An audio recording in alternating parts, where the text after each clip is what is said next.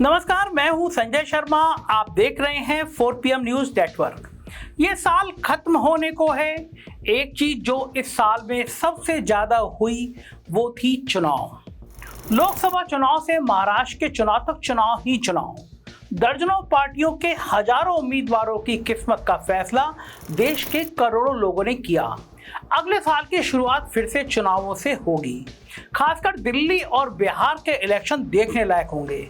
इन सब चुनाव के बीच एक चीज जो हमेशा चर्चा का विषय रहती है वो है ईवीएम यानी इलेक्ट्रॉनिक वोटिंग मशीन। गरीबों के जो वोट है वो ईवीएम के कारण खराब हो रहे हैं। ईवीएम में कमी है वो सुनने को तैयार नहीं है। लगातार ईवीएम को गाली दे और मुझे तो लगता था कि शायद इस बार वो ईवीएम की अर्थी निकाय जुलूस निकाले। ईवीएम से जीत करके ईवीएम हटाने का काम करेंगे। मैं वो ईवीएम छोड़ दो, हमको ईवीएम कुछ नहीं। चुनाव में हार जीत तो लगी रहती है, लेकिन जब जीत का अंतर बहुत ज्यादा हो या फिर नतीजे कुछ इस तरह आए कि जीतने वाले को भी यकीन ना हो, ऐसे हालात में ईवीएम पर उठते सवाल नाजायज नहीं लगते। जैसा अभी महाराष्ट्र चुनाव के नतीजों के बाद हुआ। मैं खुद वहां पे था, मेरी 4-5 टीम वहां पे मौजूद थी। किसी को भी अंदाजा नहीं था। पब्लिक खुल के महायुति के खिलाफ थी, कह रही थी महंगाई ने कमर तोड़ दी, लेकिन नतीजे गड़बड़ आए। कांटे की टक्कर वाले इस चुनाव के जैसे ही नतीजे आए, सब एक तरफा हो गया। और तो और गोदी मीडिया के चैनलों पर हो रहे एग्जिट पोल भी महायुति गठबंधन को इतनी सीटें नहीं दे रहे थे। कुछ महीने पहले इसी महाराष्ट्र ने लोकसभा चुनावों में बिल्कुल अलग तरह का मतदान किया था। शिंदे फडणवीस अजीत पवार गठबंधन ने आधा क्रेडिट मोदी को और आधा क्रेडिट लाड़की बहन योजना को दिया। वहीं दूसरी तरफ उद्धव ठाकरे, कांग्रेस और शरद पवार का गठबंधन अभी भी इस तरह की एक तरफा हार को हजम नहीं कर पा रहा। चुनाव आयोग और सुप्रीम कोर्ट में ईवीएम टेम्परिंग की तमाम शिकायतें भी की गईं, मगर हुआ कुछ नहीं। चुनाव आयोग कुछ करेगा नहीं, सब जानते हैं। बल्कि सुप्रीम कोर्ट ने तो ईवीएम जांच की मांग को यह कहकर खारिज कर दिया कि चुनाव जीतने पर कोई गड़बड़ी की शिकायत नहीं करता, बस हारने पर ईवीएम का दोष निकाल देते हैं। अब चुनाव आयोग हो या फिर सुप्रीम कोर्ट, जिस दिन से हमारे साहेब प्रधानमंत्री जी, विश्व गुरु जी चंद्रचूड़ साहब के यहाँ आरती करते हुए नजर आए, तो सब लोगों ने मान लिया गगोई हो या चंद्रचूड़, दाल में काला होता ही रहता है। मगर क्या सच में ईवीएम में गड़बड़ी संभव है? विकसित देशों के लोग आज भी बैलेट पेपर का इस्तेमाल क्यों करते हैं? ईवीएम के क्या फायदे और नुकसान हैं, जानते हैं आज की मेरी इस रिपोर्ट में। ये बात तो सही है कि जब कोई चुनाव हारता है तभी वो हारने के सही कारण जानना चाहता है, लेकिन भारतीय जनता पार्टी ने जो हवा बना रखी है कि केवल कांग्रेस और बाकी विपक्षी दल ही ईवीएम की शिकायत करते हैं, ये गलत है। जब 2009 में भारतीय जनता पार्टी लोकसभा चुनाव हारी तो ईवीएम की शिकायत करने वालों में पहला नाम लाल कृष्ण आडवाणी का था। उन्होंने खुले तौर पर कहा कि कांग्रेस ने चुनाव ईवीएम में गड़बड़ी कर जीता है। इन्होंने ये भी कहा कि जब जर्मनी और अमेरिका जैसे बड़े देश ईवीएम रिजेक्ट कर चुके हैं तो हमें भी ऐसा करना चाहिए। आडवाणी जी तो खैर उम्र के आखिरी पड़ाव में हैं। राजनीति से जबरदस्ती दिलवाया गया संन्यास लिए उन्हें काफ़ी वक्त हो चुका है, लेकिन एक नेता और है जो आज भी राजनीति में पैर जमाए हुए है और आज ईवीएम टेम्परिंग की बात पर विपक्षी दलों का मजाक उड़ाते हैं। वो है सुब्रमण्यम स्वामी। यही स्वामी जी कई साल पहले ईवीएम की गड़बड़ी साबित करने कोर्ट तक चले गए थे। उन्होंने तो यहाँ तक कह दिया था कि ईवीएम में इस्तेमाल होने वाली माइक्रोचिप जापान में बनती है और खुद जापान के लोग इसका इस्तेमाल नहीं करते, क्योंकि इस चिप में बाहर से डाटा फीड किया जा सकता है। इनके पुराने इंटरव्यू की छोटी सी ये क्लिप देखिए। This micro controller chip is produced by A Japanese company on contract from the Electronic Corporation of India. I contacted the Japanese company and asked them, do you use the same chip in Japanese elections? They said, are you mad?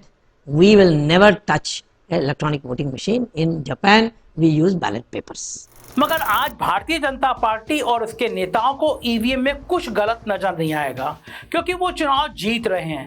लेकिन मैं और आप कोई राजनीतिक party नहीं है जो अपने कहे को ही झुठला दे। ना हम चुनाव जीते हैं और ना हारे हैं, मगर एक वोटर के नाते ये जानना हमारा अधिकार है कि हम जिसे वोट दे रहे हैं उसे वो वोट जा भी रहा है या नहीं। इसलिए ईवीएम को जानना समझना और जरूरी हो जाता है। भारत में ईवीएम का इस्तेमाल सबसे पहले 1982 में हुआ, केरल के परवूर इलाके में। 1998 में इलेक्शन कमीशन ने ईवीएम को आधिकारिक तौर पर चुनावों में इस्तेमाल करना शुरू किया और कमीशन की वेबसाइट के अनुसार 2014 से सारे लोकसभा और विधानसभा चुनाव ईवीएम से हो रहे हैं। ईवीएम आने का सबसे बड़ा कारण है बूथ कैप्चरिंग जैसी घटनाओं से बचना। ये कारण बताया गया कि बूथ कैप्चरिंग होती थी, ईवीएम के आने से बंद हो जाएगी। फर्जी बैलेट पेपर का इस्तेमाल हो या हारने वाले कैंडिडेट का बूथ पर हमला करके बैलेट पेपर चुराना हो, ऐसी घटनाएं होती रहती थी भारत में। इसलिए धीरे धीरे ईवीएम भारत के लोकतंत्र का हिस्सा बनी। साथ ही इस बात में कोई दो राय नहीं है कि ईवीएम से वोट की गिनती बहुत जल्दी होती है। सोशल मीडिया एक्स और टेस्ला कंपनी के मालिक एलन मस्क ने कुछ दिन पहले ही इस बात की तारीफ भी की थी। मस्क का कहना था कि भारत में एक दिन में 64 करोड़ वोट गिन लिए जाते हैं, वहीं कैलिफोर्निया में बैलेट पेपर मिलाने में 3 हफ्ते लग रहे हैं। लेकिन एलन मस्क भी पाला बदलने में किसी राजनेता से कम नहीं है। कुछ महीने पहले कह रहे थे कि वो सिर्फ बैलेट पेपर पर भरोसा करते हैं क्योंकि उसे हैक नहीं किया जा सकता। ईवीएम में इस्तेमाल कंप्यूटर प्रोग्राम को आसानी से हैक किया जा सकता है। आप भी इनका बयान देखिए। I'm a technologist. I know a lot about computers, and I'm like, the last thing I would do is trust a computer program, because it's just too easy to hack. It's too easy to add just one line. And it's really difficult to hack paper ballots. IT minister Rajeev Chandrasekhar ने X पर ही tweet करके लिखा था कि भारत में इस्तेमाल EVM को hack नहीं किया जा सकता, लेकिन इसके जवाब में मस्क ने फिर कहा कि कुछ भी हैक किया जा सकता है। वैसे आईटी मिनिस्टर के इस कॉन्फिडेंस की वजह क्या है? भारत की ईवीएम मशीन में ऐसा क्या खास बात है? चुनाव आयोग कहता है कि ईवीएम एक स्टैंड अलोन मशीन है, यानी किसी भी बिजली के उपकरण या वायरलेस से जुड़ी हुई नहीं होती है। हरियाणा चुनाव के दौरान कांग्रेस पार्टी ने शिकायत की कि कुछ ईवीएम में बैटरी का 99% चार्जिंग दिखाई दे रही थी चुनाव खत्म होने के बावजूद। तो कुछ ना कुछ गड़बड़ जरूर होगी। लेकिन इसके जवाब में चुनाव आयोग ने कहा कि ईवीएम सिंगल यूज बैटरी से चलती है। बैटरी का चार्ज कम हो सकता है और ऐसी सूरत में बैटरी बदली जा सकती है। जिस तरह कैलकुलेटर को हैक नहीं किया जा सकता क्योंकि वो किसी बाहरी चीज से नहीं जुड़ा होता है, इसी तरह ईवीएम को हैक नहीं किया जा सकता, चुनाव आयोग ने ये फरमाया। लेकिन ये पूरी तरीके से संतुष्टि वाला जवाब नहीं है। मान लेते हैं कि कैलकुलेटर हैक नहीं हो सकता, लेकिन जानबूझकर गलत तो डिजाइन किया जा सकता है। चुनाव आयोग बताता है कि ईवीएम एक one time program master chip पर काम करता है। ना इस सॉफ्टवेयर प्रोग्राम को पढ़ा जा सकता है, ना रीराइट किया जा सकता है, ऐसी बातें करता है। लेकिन चुनाव आयोग इस बात का कोई जवाब नहीं देता कि अगर यह वन टाइम प्रोग्राम जब मशीन में फिट किया गया, उसी वक्त अगर जानबूझकर फॉल्टी प्रोग्राम फिट किया गया हो, यानी मशीन को टेम्पर करने की जरूरत ही नहीं, मशीन डिजाइन ही टेम्पर्ड हुई हो, तो क्या होगा? जैसे कि उसका वन टाइम प्रोग्राम कुछ इस तरह से डिजाइन हो कि 1000 वोटों के बाद जितनी बार भी मशीन प्रेस होगी वो सारी वोट किसी एक उम्मीदवार को जाएगी, कमल के निशान को जाएगी। मैं ये दावा तो नहीं कर रहा कि ऐसा हुआ है, लेकिन आज की रिपोर्ट का मकसद सिर्फ ये जानना है कि क्या ऐसा हो सकता है। चुनाव आयोग की वेबसाइट से पता चलता है कि ईवीएम का डिजाइन और मैन्युफैक्चरिंग 2 पब्लिक सेक्टर कंपनी करती हैं। भारत इलेक्ट्रॉनिक लिमिटेड जो मिनिस्ट्री ऑफ डिफेंस के नीचे आती है, और दूसरी है electronic corporation of India limited जो डिपार्टमेंट ऑफ एटॉमिक एनर्जी के नीचे है। यानी कि दोनों सरकारी कंपनी हैं, इनमें काम करने वाले इंजीनियर सरकार के नीचे हैं। मतलब भले ही चुनाव आयोग सरकार से मुक्त हो, इंडिपेंडेंट हो, लेकिन मशीन सरकार ही बना रही है। और ऐसा भी नहीं है कि एक बार जो ईवीएम बन गई वो 100 साल चलेगी। ईवीएम की एक्सपायरी डेट होती है 2019 के चुनाव आयोग ने बताया कि उसे 14 लाख नई मशीनों की जरूरत है। अब जिस तरह आडवाणी जी ने 2009 में कहा कि कांग्रेस ने ईवीएम से चुनाव जीता है, यानी 2004 से 2009 में क्योंकि सरकार कांग्रेस की थी और मशीनें सरकार बनाती है, तो संभव है कि मशीनों की प्रोग्राम ही गड़बड़ बनाई गई हो। उसी तरह हो सकता है कि 2019 के बाद जो नई मशीनें आई और पिछले 5 सालों से इस्तेमाल हो रही हैं, उनमें से कुछ या सारी मशीनें डिजाइन और प्रोग्रामिंग के लेवल पर ही गड़बड़ हो। वो इस तरीके से प्रोग्रामिंग की गई हो कि वोट भी ठीक डलवाए, काउंटिंग भी ठीक करे, हैक भी ना की जा सके, लेकिन प्रोग्रामिंग ही गलत हो। जैसे कि किसी एक मशीन को डिजाइन किया जाए कि केवल उस मशीन में किसी एक खास कैंडिडेट को एक भी वोट मिलेगा ही नहीं। समझने के लिए सुब्रमण्यम स्वामी के पुराने इंटरव्यू पर चलते हैं जहां उन्होंने खास बात कही। उनका कहना था कि कुछ पोलिंग बूथ ऐसे थे जहां उन्हें 0 या 1 या 2 वोट मिला। स्वामी का कहना था कि हर बूथ पर कैंडिडेट का पोलिंग एजेंट होता है, कम से कम वो और उसका परिवार तो वोट डालते ही होंगे, फिर वोट 0 कैसे हो सकते हैं? मतलब मशीन में कुछ गड़बड़ है। And I found that out of the 1500 polling booths, in 500 polling booths I got 0, 1 or 2 votes. So I told the court, how is it possible that a party which has 5 polling booth members, कुल मिलाकर मेरा कहना यह है कि अब तक EVM hacking और टैंपरिंग पर आरोप प्रत्यारोप हुए हैं, लेकिन ईवीएम डिजाइनिंग पर कोई सवाल आज तक नहीं हुआ। जबकि ईवीएम बनाने का काम खुद सरकार के पास है। ईवीएम पर पूरी तरह भरोसा करने का एक ही तरीका है, आप और मैं जिसे वोट डाल रहे हैं हमें उसका नाम दिखाई दे। 2013 से चुनाव आयोग ने वीवीपैट मशीन का इस्तेमाल शुरू किया। ईवीएम के साथ इस मशीन को जोड़ दिया जाता है। जिस उम्मीदवार को वोट डलेगा उसका नाम और चुनाव चिन्ह की एक रसीद वीवीपैट मशीन में 7 सेकंड के लिए दिखती है, लेकिन इस मशीन को सब ईवीएम के साथ नहीं जोड़ा जाता। चुनाव आयोग हर विधानसभा क्षेत्र में केवल 5 ईवीएम मशीन के साथ वीवीपैट मशीन को जोड़ता है। 2019 के चुनाव से पहले 21 विपक्षी पार्टियों ने मिलकर सुप्रीम कोर्ट में एक याचिका दायर की थी। इनका कहना था कि कम से कम 25% मशीनों के साथ वीवीपैट मशीन लगनी चाहिए ताकि गड़बड़ी की आशंका को खत्म किया जा सके, मगर इस मांग को सुप्रीम कोर्ट ने खारिज कर दिया। आखिर सुप्रीम कोर्ट है, साहब का दोस्त भी तो हो सकता है। वजह थी चुनाव आयोग का सुप्रीम कोर्ट में दाखिल एफिडेविट। इस एफिडेविट के अनुसार जितनी वीवीपैट जोड़ी जाती हैं उतनी काफ़ी हैं। इस तर्क के लिए आयोग ने 2 कारण दिए। नंबर 1, चुनाव आयोग का कहना था कि 2013 से 2019 के बीच बहुत सारे चुनाव हुए, लेकिन केवल वीवीपैट मशीन और ईवीएम मशीन के तालमेल में गलती मिली। केवल लेकिन 2019 में कारवां मैगजीन के आर्टिकल ने दावे की धज्जियां उड़ा दी। आर्टिकल में साफ तौर पर कहा गया कि चुनाव आयोग ने झूठा हलफनामा दिया है। कैसे, आइए देखते हैं।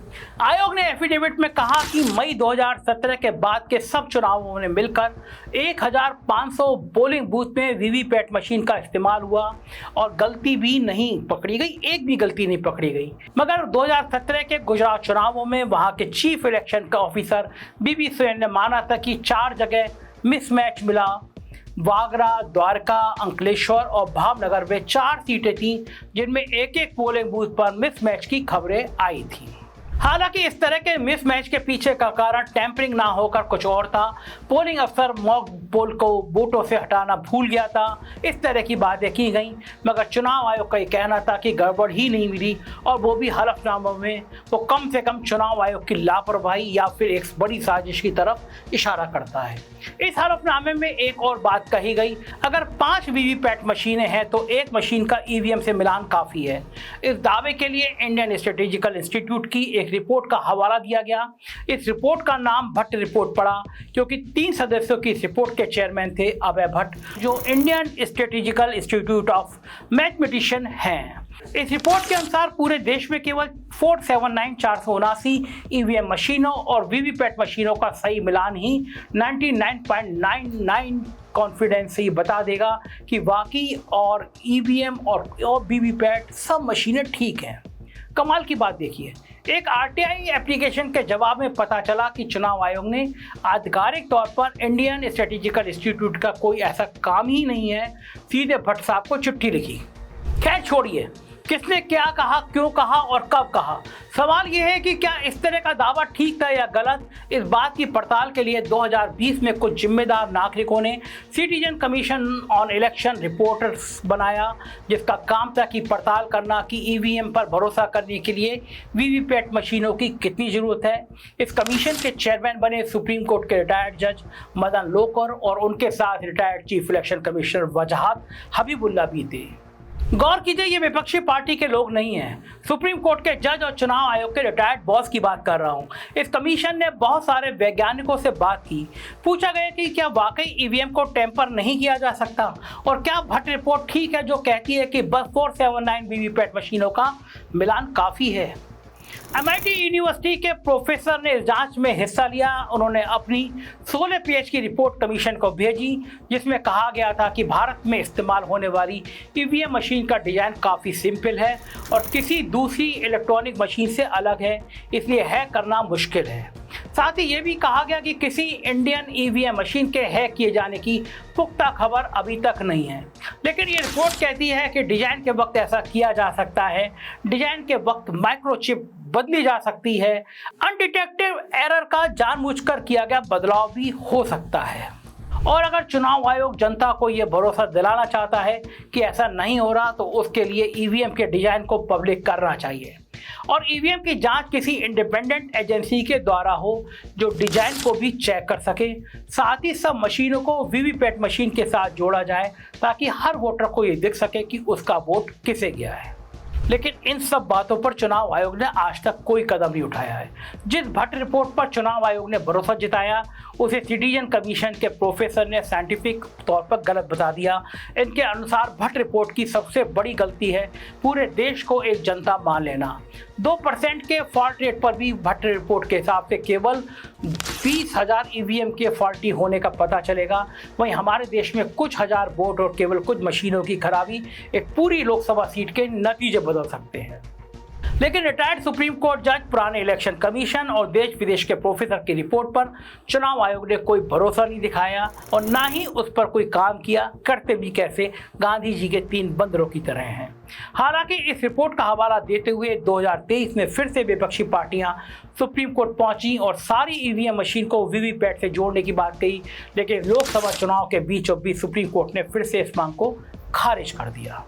सीधे तौर पर 2 बातें हैं, ईवीएम भले टेम्पर या हैक ना हो सकती हो, लेकिन जानबूझकर गलत डिजाइन की जा सकती है और ऐसे किसी भी दावे को खारिज करने का एक ही तरीका है, हर ईवीएम के साथ वीवीपैट मशीन लगी हो, हर वोट के साथ पर्ची निकले। जहां हजारों करोड़ रुपया चुनाव रैलियों में लगाए जा सकते हैं, वहां कुछ करोड़ रुपए की लागत से वीवीपैट मशीन भी खरीदी जा सकती है। और जब तक सरकार ऐसा नहीं करती, सवाल उठते रहेंगे और ऐसे जरूरी सवाल आपकी मदद से मैं उठाता रहूँगा। आप बताते रहिए कि मैं सही बोला या गलत। चैनल को सब्सक्राइब करना और ज्वाइन करना ना भूलें। शुक्रिया, थैंक यू।